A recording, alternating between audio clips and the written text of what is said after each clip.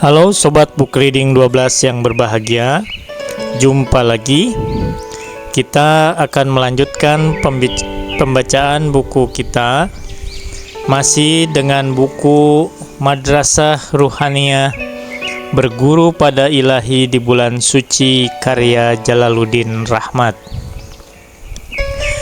Pada episode kali ini kita akan membacakan sebuah bagian yang diberi judul Silaturahmi Ruhani. Bismillahirrahmanirrahim. Setiap kali kita mengakhiri Ramadan dan merayakan Idul Fitri, kita selalu mengadakan acara silaturahmi yang lebih populer kita sebut halal bihalal. Kedua istilah itu, silaturahmi dan halal bihalal, bukanlah kata-kata Arab yang tepat. Silaturahmi sebetulnya harus diucapkan silaturahim. Halal bihalal juga tidak bisa dipahami orang Arab manapun, kecuali yang pernah datang di Indonesia. Kata ini tidak ada dalam kamus bahasa Arab. Dalam kamus Indonesia Arab, karangan Abdullah bin Nuh, halal bihalal diartikan al-haflah ba'da yaumul Idul Fitri, perayaan sesudah hari raya Idul Fitri. Salah satu hal yang paling menarik dalam ajaran Islam ialah bahwa Islam tidak pernah datang pada suatu kebudayaan yang kosong. Islam selalu diberi warna oleh berbagai celupan dan kebudayaan lokal. Ajaran Islam yang kita praktikkan di Indonesia seperti halal bihalal adalah hasanah budaya lokal di Indonesia. Tetapi di samping itu ada juga hal-hal yang sama di seluruh dunia. Di negara-negara lain tidak ada acara seperti halal bihalal. Yang demikian adalah budaya lokal guna mewarnai ajaran, guna memberikan mozaik budaya Islam. Idul Fitri adalah nilai ajaran Islam yang universal. Lebaran adalah nilai lokal yang kita berikan kepada Idul Fitri. Karena itu, jangan meminta dalil dari Al-Quran atau Sunnah Nabi untuk Lebaran ini.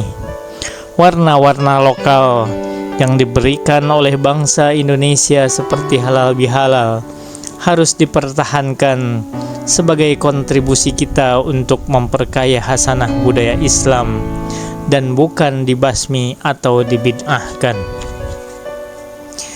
Dalam bidang pemikiran dan budaya Islam, kita hampir tidak memberikan sumbangan apa-apa. Orang-orang Persia misalkan bisa membanggakan diri mereka sebagai penyumbang terbesar dalam pemikiran Islam. Kita mengenal Imam Al-Ghazali, Al-Zamakhsyari dan lain-lainnya. Mereka hampir semuanya keturunan orang-orang Persia. Kalau kita mau melanjutkan sunnah Nabi, di antara yang harus kita lakukan ialah menyebarkan ajaran Islam dengan berpijak pada akar budaya yang ada dan bukan dengan memisahkan diri agar kelihatan berbeda serta menganggap perbedaan sebagai amal saleh yang besar. Bagi saya, mengajarkan dan menyebarkan ajaran Islam dengan cara membina hubungan batin dengan orang-orang di sekitar kita dengan berpijak pada akar budayanya adalah strategi yang paling baik. Menurut saya, itulah silaturahmi. Silaturahmi di antara sesama kaum muslimin hanya bisa terjalin apabila orang sampai kesimpulan bagaimana kita mencari persamaan dan hidup di dalamnya. Yang penting bukanlah label golongan. Yang penting ialah apakah seseorang itu berjuang untuk Islam atau tidak. Hanya dengan itu sajalah kita bisa menjalin silaturahmi dengan sesama kaum muslim.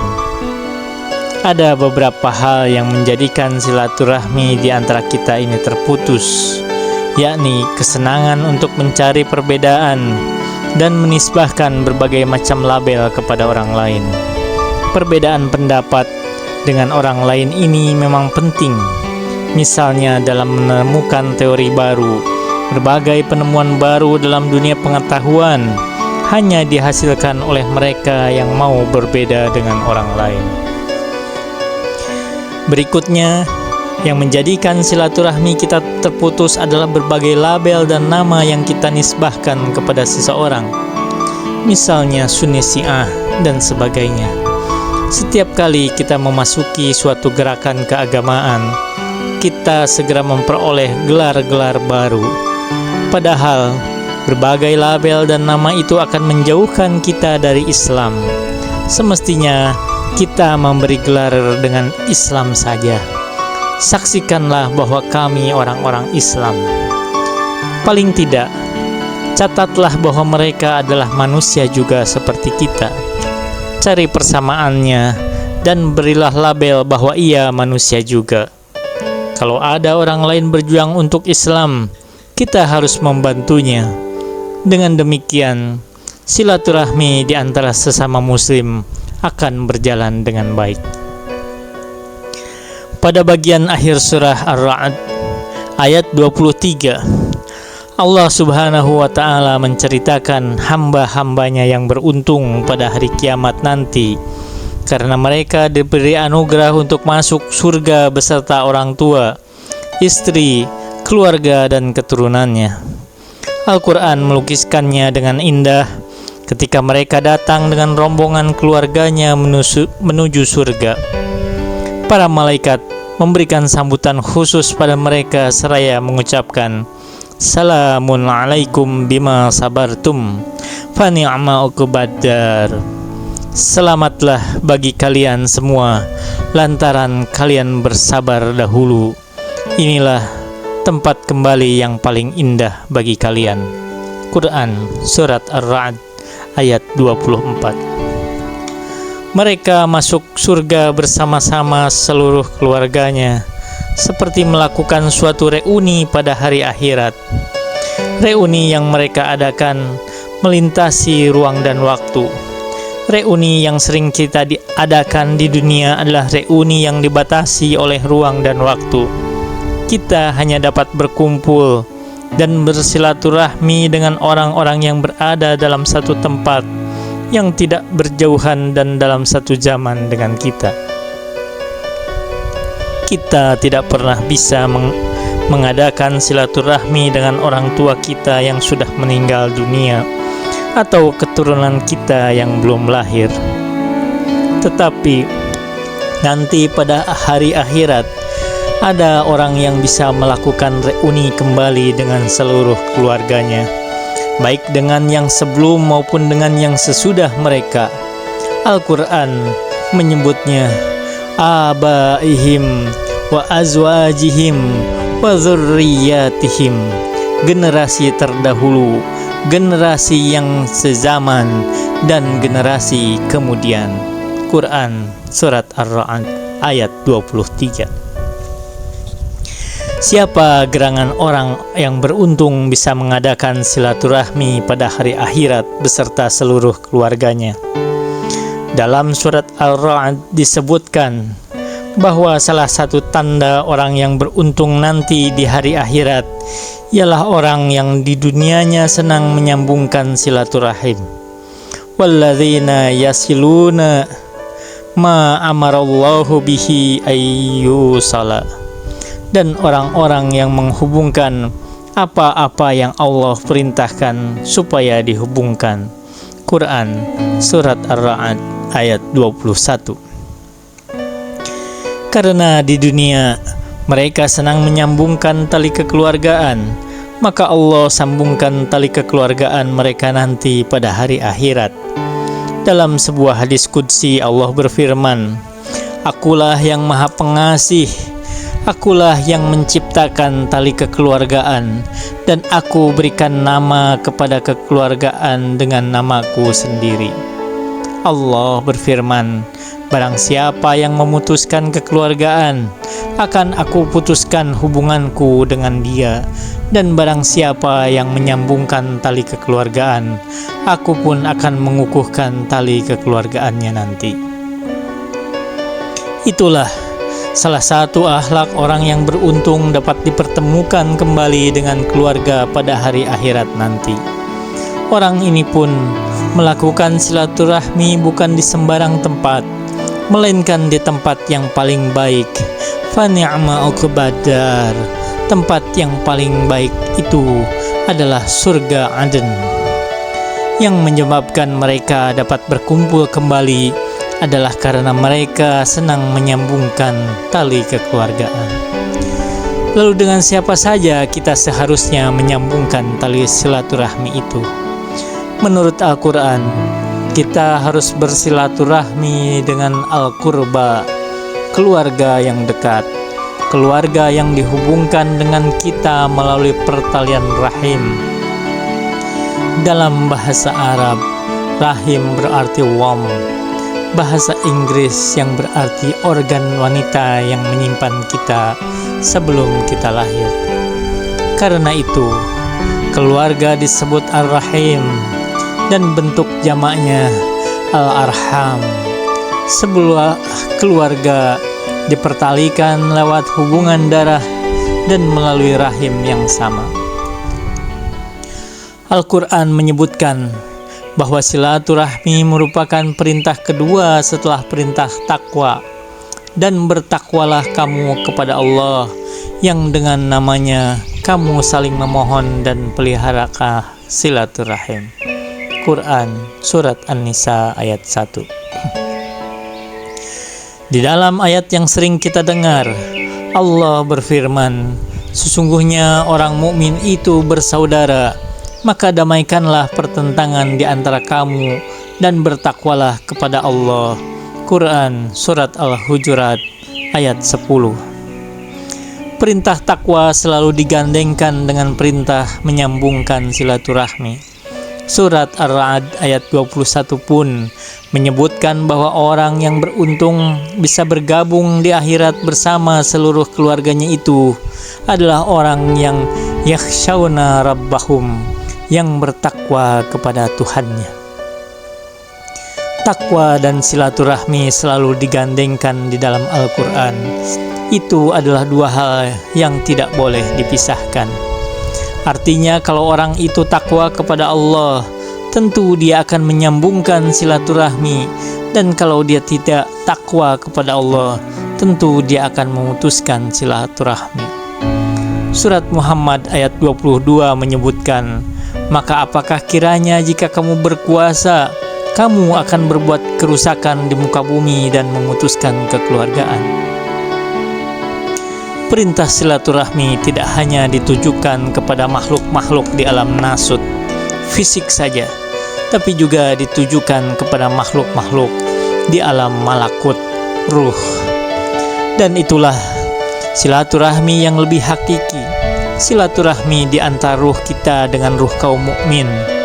Di alam nasut, secara fisik orang bisa saja bersilaturahmi dengan orang lain, tetapi ruhnya tidak.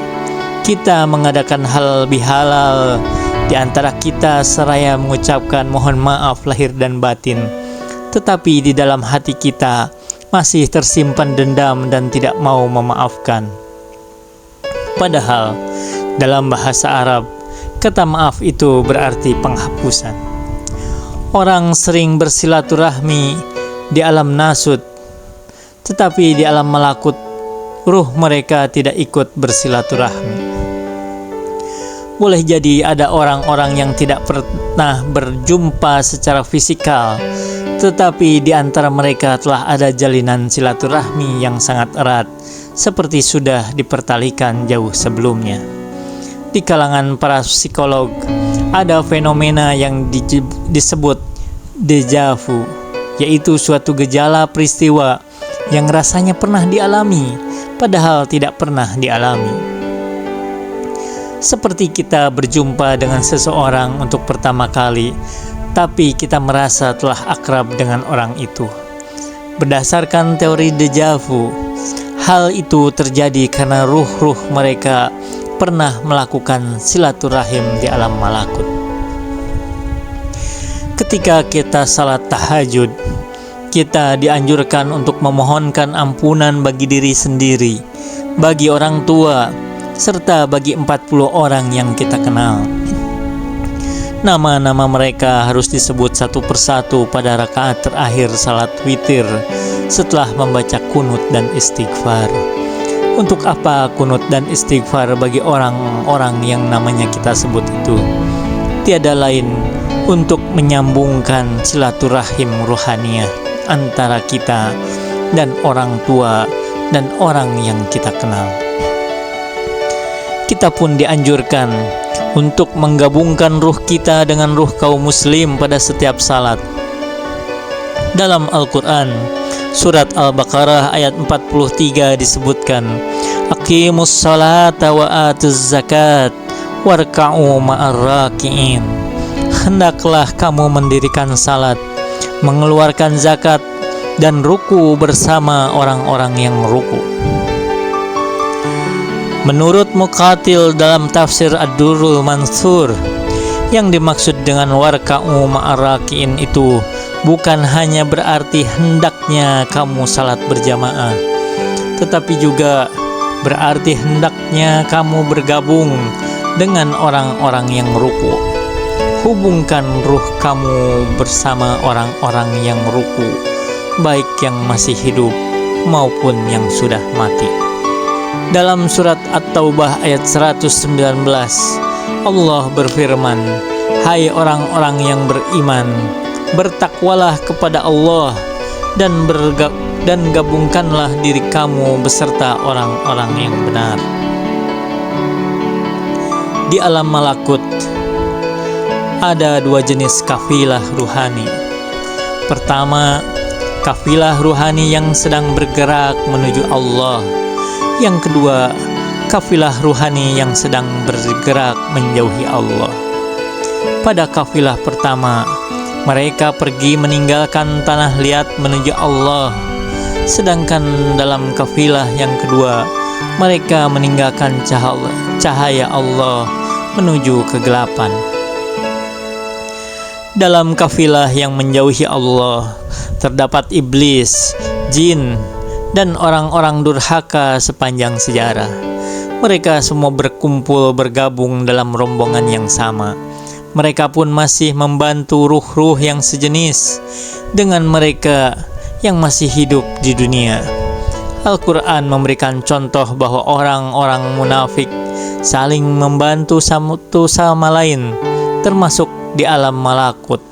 Ruh-ruh mereka mendorong untuk berbuat maksiat kepada orang yang masih hidup.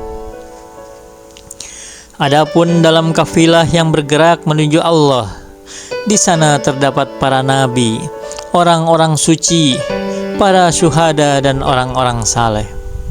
Al-Quran menyinggung hal ini dalam surat An-Nisa ayat 69. Dan barang siapa yang menaati Allah dan Rasul-Nya, mereka itu akan bersama-sama dengan orang-orang yang dianugerahi nikmat oleh Allah, yaitu para nabi-nabi, para siddiqin, para syuhada, dan orang-orang saleh.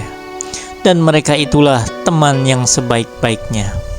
Ini semua merupakan rombongan yang taat kepada Allah dan Rasul-Nya. Mereka berada pada suatu alam yang disebut alam barzakh. Di dalam kitab Nafasur Rahman diceritakan tentang beberapa hadis Nabi yang menunjukkan bahwa orang-orang saleh di alam barzakh itu masih hidup. Mereka masih membaca Al-Quran dan berdoa untuk saudara-saudaranya di alam nasut. Sebuah hadis dari Bukhari meriwayatkan bahwa suatu saat pernah ada beberapa sahabat datang pada suatu kuburan. Mereka menghamparkan jubahnya di atas tempat itu. Tiba-tiba mereka mendengar ada suara orang yang sedang membaca surat Al-Kahfi. Para sahabat terkejut, tetapi mereka tetap mendengarkan bacaan itu sampai selesai. Setelah itu, mereka mendatangi Rasulullah dan menceritakan kejadian yang mereka alami. Rasul mengatakan bahwa suara yang mereka dengar di kuburan itu adalah suara orang yang sedang membaca Al-Mani'ah, sesuatu yang bisa mencegah dia dari azab kubur. Nabi tidak mengatakan peristiwa itu sebagai takhayul atau musyrik. Bahkan Nabi membenarkan bahwa ruh orang suci itu masih beribadah di alam barzakh. Oleh karena itu, di dalam salat kita diperintahkan untuk menyambungkan ruh kita dengan melakukan silaturahim yang melintasi ruang dan waktu. Hubungkanlah silaturahim kita dengan kafilah ruhani orang-orang suci agar mereka membantu kita dengan doa mereka. Meminta doa kepada mereka disebut tawassul. Rasulullah Shallallahu Alaihi Wasallam bersabda, para ruh di alam malakut itu seperti tentara yang sedang digabungkan. Jika mereka saling mengenal, mereka akan saling berpelukan, dan jika mereka tidak saling mengenal, mereka akan saling bertengkar. Ruh kita dapat bergabung dengan ruh orang yang suci. Caranya adalah dengan mengucapkan salam kepada mereka secara khusus dan langsung. Seperti kita salat, kita ucapkan salam kepada pemimpin kafilah orang-orang yang suci itu, yaitu kepada Rasulullah Sallallahu Alaihi Wasallam. Assalamu alayka ayyuhan nabi wa rahmatullahi wa barakatuh. Sesudah itu kita mengucapkan salam kepada ruh kaum mukmin. Assalamu alayna wa ala ibadillahis salihin. Dan pada akhir salat kita ucapkan salam kepada semua orang di sekitar kita. Assalamualaikum warahmatullahi wabarakatuh. Kita ucapkan salam untuk menggabungkan ruh kita dengan para arwah yang suci.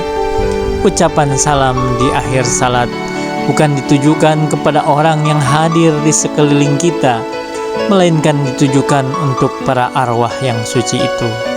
Bukan saja arwah yang sudah meninggal, melainkan juga yang masih hidup. Kita memiliki ruh yang berada di alam malakut. Ruh kita boleh jadi suatu saat bergabung dengan kelompok yang satu dan berpindah pada kelompok yang lain. Sayangnya, kita menggabungkan ruh kita hanya pada saat kita salat. Setelah salat, kita asik berwirid sendiri. Kita tidak mencoba untuk menggabungkan diri dengan para ruh yang suci.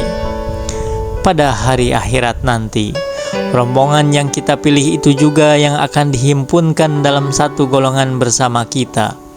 Pada hari itu, manusia keluar dari kuburannya dalam keadaan bergolongan-golongan, supaya diperlihatkan kepada mereka balasan pekerjaan mereka.